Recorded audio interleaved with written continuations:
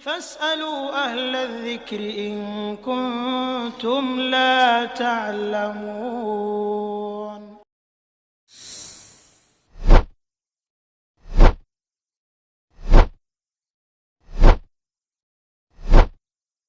Assalamualaikum warahmatullahi wabarakatuh. Saya pernah mendengar hadis tentang Islam terpecah menjadi 73 golongan. Semua di neraka kecuali mereka yang beragama sesuai dengan pemahaman para sahabat. Bagaimana kita menjadi golongan yang selamat karena semua golongan dalam Islam mengaku mengikuti pemahaman para sahabat? Mohon penjelasannya. Enggak semua. Semua mengakui Al-Quran dan Sunnah. Tapi enggak semua setuju dengan pemahaman sahabat. Rasulullah SAW mengatakan wasataftariku hadil umma ala 73 millah. Umat ini akan terpecah menjadi 73 golongan. Kulluhum finnar, semuanya masuk neraka. Illa millah wahidah, kecuali satu golongan yang selamat. Rasul ditanya siapa golongan yang selamat itu? Kata Nabi, ana alaihi wa ashabi. Kata Nabi, orang yang berpegang teguh dengan ajaranku dan ajaran para sahabatku.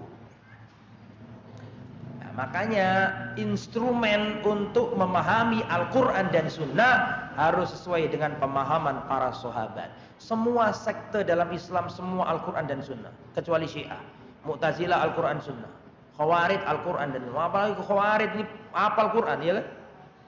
Mu'tazilah, Murji'ah, Khawarij, Qadariyah, ya, Sufi, semua pakai Al-Quran dan Sunnah. Tapi kenapa kok mereka berpecah belah? Karena mereka nggak menggunakan instrumen untuk memahami Al-Quran dan Sunnah. Dan instrumen untuk memahami Al-Quran dan Sunnah adalah harus sesuai dengan pemahaman para salafus saleh, yaitu para sahabat Nabi. Mana dalilnya, Ustaz? Perhatikan.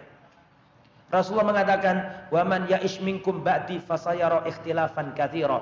Barang siapa yang hidup setelah aku mati, dia akan melihat perpecahan yang sangat banyak. Jadi perpecahan ini sudah dikabarkan Nabi.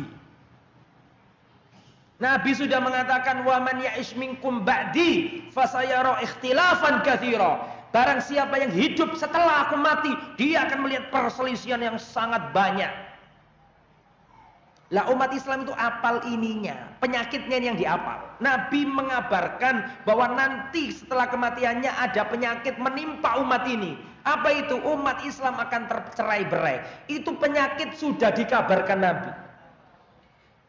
Umat Islam apal penyakitnya, nggak apal obatnya. Padahal setelah itu mengasih obat Nabi itu.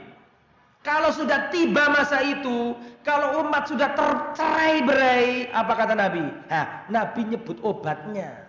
Lah umat Islam ini obatnya terlalu pahit, kalau sing gelem ngemplok. Penyakitnya diapalno, wis gak apa-apa, wis Nabi wis ngarani nek dhewe iki pecah belah, wis gak apa-apa wis panjenengan Nabi wis ngudono nek iki pecah belah. Lho, penyakitnya diapalno, obate gak diapalno. Padahal setelah itu ada obatnya. Kata Nabi, "Wa man ya'ish minkum ba'di fasayara ikhtilafan katsira." Barang siapa hidup setelah aku mati, dia akan melihat perpecahan yang sangat banyak. Kan penyakit nih. Apa kata Nabi? Kalau masa itu sudah tiba, alaikum bisunnati, pegang teguhlah sunnahku, ajaranku.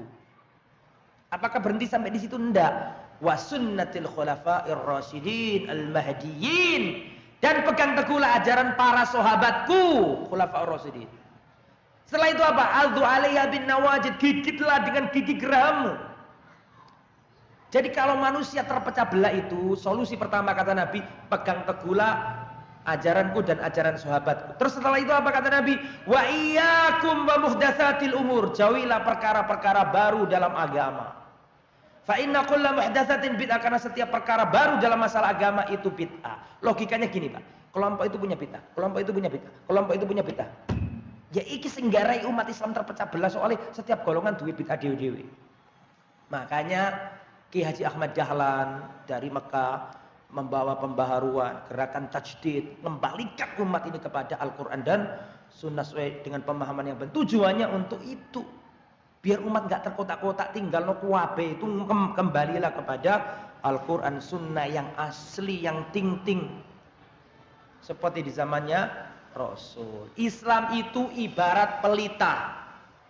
Pelita itu semakin jauh dari pelita semakin redup, semakin redup, semakin redup, semakin redup. Semakin dekat dengan pelita semakin terang, semakin terang, semakin terang. Lah pelita itu Rasulullah. Dan orang yang ada di sekitar pelita itu adalah siapa?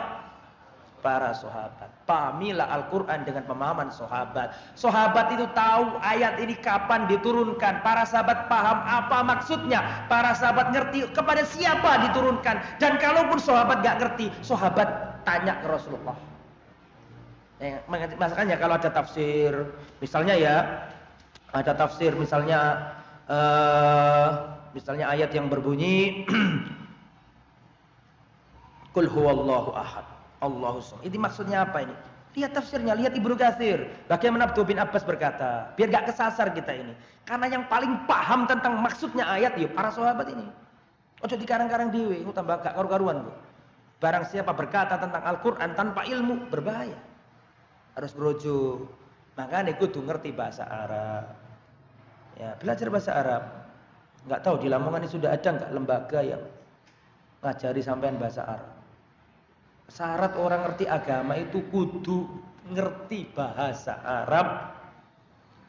Umar bin Khattab mengatakan ta'allamu al-arabiyyah fa innaha min dinikum. Belajarlah bahasa Arab karena bahasa Arab itu bagian dari agamamu.